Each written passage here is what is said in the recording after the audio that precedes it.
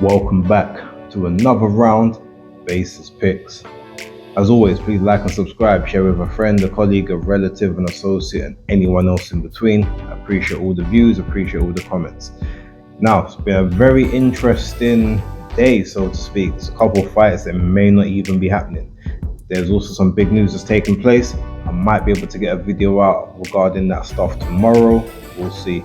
Apologies if the lighting's a little bit darker. I'm also having to use a slightly different camera lens because the one on the back of the phone that I'm using is just not picking up enough light. There's not enough light in this room. So yeah, we're gonna see how this goes. I'm only going to do main events just like last time. I'm going to keep it short and sweet, and yeah, hopefully we get through it real quick. So without further ado, let's get into it. So starting with Ronaldo Lopez versus Michael Conlan, fight taking place in Ireland tonight. Pretty simple. Look, Michael Conlan's the hometown hero, the hometown favorite. He's pretty much getting this fight on his terms in his neck of the wood. He's rebounded well after the after the Wood defeat that he suffered, the defeat to Lee Wood back in February of last year. I think he's actually had 4 fights since then. It's definitely 3, possibly 4. So he's been active, and he's got himself back into a mandatory position, this time with the IBF as opposed to the WBA.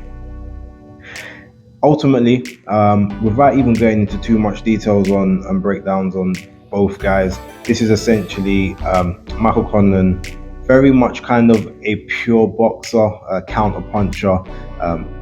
Does like to sort of employ. He likes to basically throw his entire weight behind every shot early in the fights. Very similar to a lot of Adam Booth type fighters. So ultimately, the thing that I see is that if he can't get this job done within sort of the first 7 rounds, he's kind of going to be flagging towards the back stretch, which is similar to kind of what happened with Lee Wood. When you have someone that kind of just applies pressure to you, I'm not going to say he wilts, but he definitely feels the pace.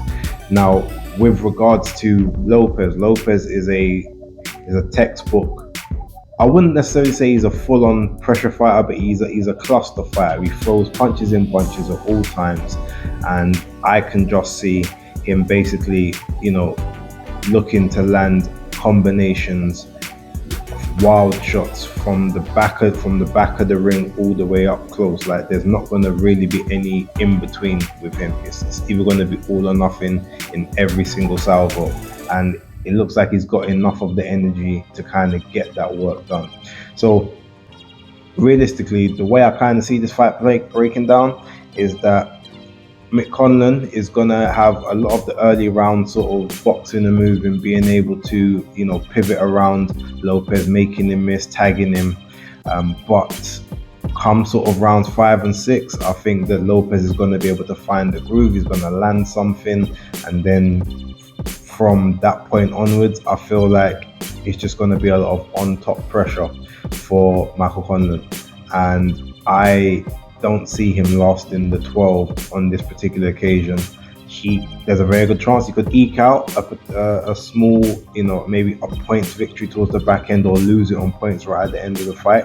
But ultimately, the fact that he's a natural 122 pounder, realistically as well, I see Lopez, just the size being too much for him, the relentless pressure, and I've got Conlan getting stopped around about round 9 to round 10.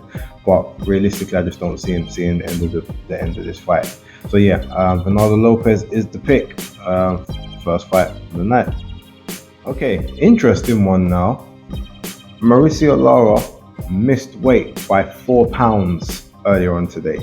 I was watching the live weigh-ins when it took place. Now, I'd seen something on Twitter that he's going to come in at 131, and I was like, huh? Seemed a bit odd. But yeah, they basically said that he missed the check weight in the morning, and the commission weren't going to allow him to try and take off 4 pounds in a day, basically. Now look, I say, you know my stance on this. If you miss weight, you can't make weight on the scales if you're a champion. I see it as madly unprofessional. I don't like it, and often I won't give it excuses, or I won't give allowances. I won't show empathy. It's like, if you're a champion and you can't make the weight, vacate the belt, move up. Don't don't put the other person through. Let the other person fight for a vacant title if that's the case. If you can't make the weight, then don't just be holding it up. On this particular occasion, I'm going to pause that criticism only on the basis that their first fight was in February the 12th, I believe it was. And basically, from fight to fight, it's 12 weeks. This fight was announced, if I remember correctly, back in March. I think it was March that it was announced. So basically, say you got 8 weeks. Now, the 4 weeks between Lara being obviously champion and coming back over to the UK to do that announcement, and then going back, I think that leaves ultimately about 7.5 weeks to get ready. Now, while that should be an enormous amount of time, we don't know obviously how much he was prepared prior to that. He may have very much ballooned up a little bit more than usual, just won the belt, got some money for the family, gone out with his family. Maybe he wasn't as disciplined during that time, and potentially if this fight was a week, maybe 2 weeks later, he may have made the weight. We don't know. Essentially, what I'm saying is, we don't know how much lead time he really had, because Lee would have been training while he was saying, yeah, I want the rematch. Maybe Lara wasn't. That being said, I mean, obviously, I guess I can't say he accepted the rematch. He was contractually obliged to. He had no choice. Maybe the date of the rematch was the issue here. So that may be something that Eddie and them have to kind of look at in the future. Or maybe it was Wood saying, okay, well, if he's gonna try and drain himself down so that we can really get him. He can be a bit compromised, and it can give me a bit more of a chance in this fight. But look, at the moment, they haven't said whether the fight's going ahead or not. There's been talks of putting a potential rehydration clause on Lara to say that he can't come in above, maybe it's £10, so he can't come in above 140. Obviously, Lee Wood went and made the weight, so should the fight go ahead, he will be eligible to regain his belt, but Lara has now officially lost it on the scales. This is based on if the fight does go ahead. What I will say is, from all accounts I've heard, that Lara was actually even killing himself just to get down to the 129 pounds that he's made thus far. Again, this could have been bad preparation, it could have been bad weight making, maybe not enough time. So he's probably going to try and get this fight over early, and if that's the case, he may not have the gas to see the later rounds. He did start to flag just a little bit in the first fight before obviously that hook came in, and Lee Wood was investing some good work to the body. So ultimately, I can only go by what's occurred at this precise moment. If the fight does take place, I think that the fact that Lara, while he's had to again kill himself to make 129, he hasn't made 125, 126.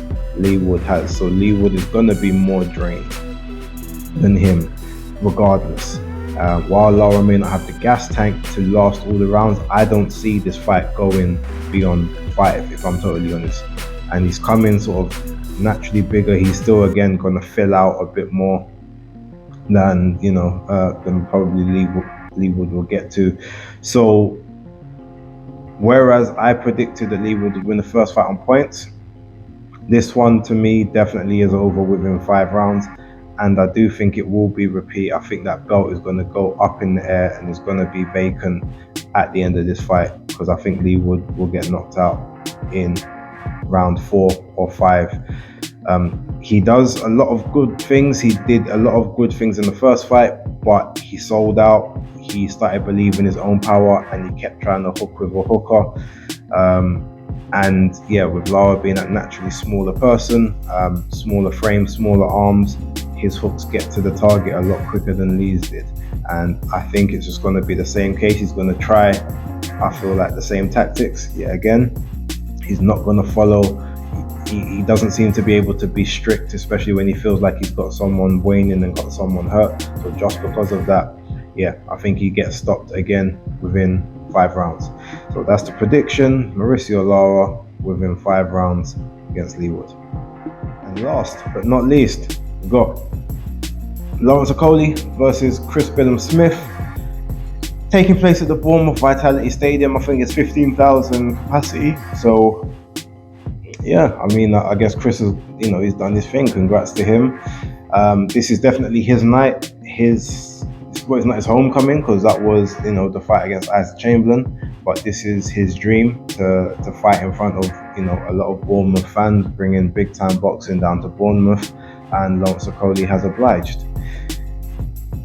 Okay, ultimately, again, not going into any huge breakdowns or whatnot regarding this fight, I see that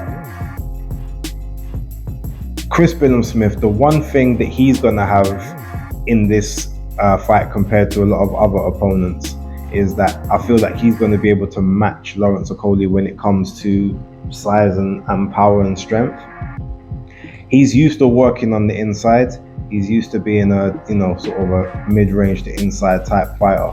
So Lawrence, obviously, with the, the big, longer limbs, the naturally sort of bigger, taller frame, he's gonna, have that, I reckon, more of the power advantage. But Chris is gonna be able to hang in there, and I feel as if he's gonna be able to do better work on the inside than most other people have. Even though Lawrence will try to, sort of wrap him up and maybe lean on him, drain him a little bit in those clinches, I think Chris's arms are small enough that he'll be able to invest small pockets to the body while that takes place. Now, ultimately, Lopez Okolie is going to want to keep this fight mid-range to long distance. He's got the much bigger limbs. His jab is going to land a lot quicker than Chris Billam-Smith's jab's going to land. And Chris, he tries to employ that double jab, but he never, fully extends it. It's always sort of like a half snap, to double his weight into range. Whereas Lawrence will, he'll jab, take that step back, and as Chris tries to come in, he'll try and set him up with that straight right. Now, the problem with Chris is, as he's a good pressure fighter, he's got a good engine, he's got good durability, but he's got a very leaky front door. His guard is not tight in front, it's normally quite wide out here, so there's always a target to go straight down the center. And that in itself, to me, is where the problem will come, because look, Lawrence is going to invest in the body with him as well. He's gonna use his legs as much as need be, circle the ring. And again, if they get in close, he's gonna, do what he needs to do that way as well. But ultimately, I kind of see that it's just gonna be, it's gonna not go the way that Chris wants it to go. The homecoming is not necessarily gonna, be as fruitful as maybe he was hoping. And unfortunately, I do see Chris Billam-Smith getting knocked out probably round 8. So somewhere between rounds 8 and 9, I can see him, basically taking one too many big shots, and just not being able to sustain. And yeah, that's my prediction. So ultimately, just to give you a recap, I've got Ronaldo Lopez stopping Michael Conlan around about round 9 to 10. I've got Mauricio Lara KOing Leigh Wood between round 4 to 5, and I've got Lopez Okolie KOing Chris Billam-Smith between rounds 8 and 9. Also, Alexis Rocha is fighting Anthony Young in the wee hours of the morning, after the Mauricio Lara and Leigh Wood fight. So I've got him winning as well. I'm not even going to give a huge prediction on that. I'm expecting a KO in the mid rounds, sort of round 6, but it could be a very comfortable point, so who knows. Anyway, I'm gonna leave it there because I think that my light's fading. I haven't got the greatest setup at the moment. You guys will see I'm not in the usual settings, but we're gonna leave it there. Hope you enjoyed. Leave your comments down below. Let me know what you guys think, and we'll see how everything goes. But for right now, Space Fix locked.